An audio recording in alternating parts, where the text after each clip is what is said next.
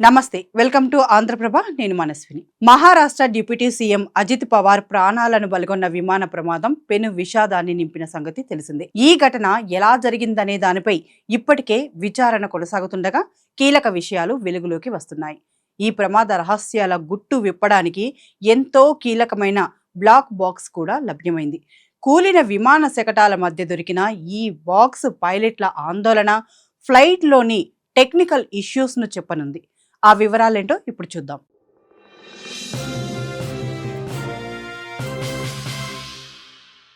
మహారాష్ట్ర ఉప ముఖ్యమంత్రి అజిత్ పవార్ సహా ఆయన వ్యక్తిగత భద్రతా అధికారి విదీప్ జావేద్, ఇద్దరు పైలట్లు సుమిత్ కపూర్, సాంభవి పాఠక్, ఒక ఫ్లైట్ అటెండెంట్ మరణించగా ఈ ప్రమాద రహస్యాలు బయటికి రానున్నాయి. బారామతిలో లియర్ జెట్ 45 విమానం కుప్పకూలిన ప్రాంతంలో అధికారులకు ఎంతో కీలకమైన బ్లాక్ బాక్స్ దొరికింది.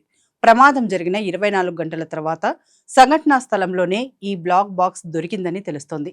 కాగా ఈ బ్లాక్ బాక్స్ ఫ్లైట్ కుప్పకూలడానికి ముందు 11 నిమిషాల పాటు ఏం జరిగిందో చెప్పనుందని సమాచారం. అయితే ముంబై నుంచి 28వ తేదీ ఉదయం 8 గంటల 10 నిమిషాలకు బారామతికి బయలుదేరిన అజిత్ పవార్ విమానం రన్వే 11 పై దిగడానికి ప్రయత్నించింది.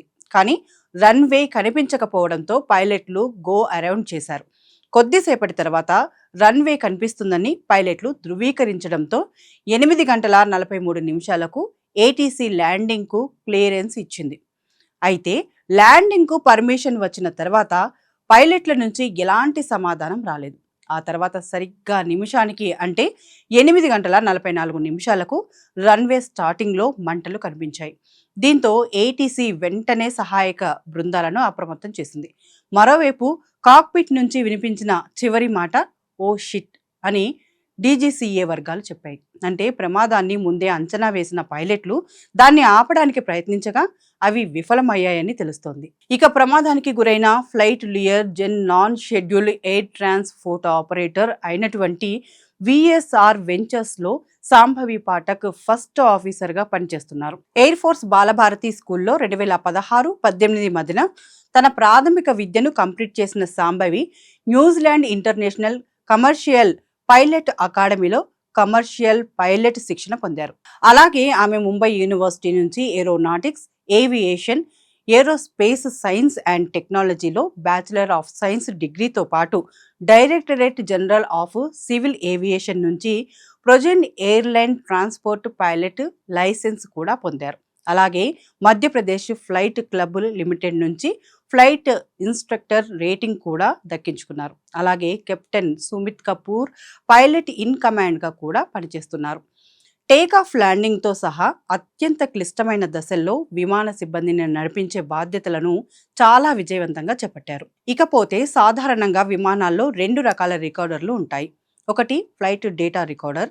ఇది ఫ్లైట్ ఎత్తు, వేగం, ఇంజన్ పనితీరు వంటి సాంకేతిక అంశాలను రికార్డ్ చేస్తుంది.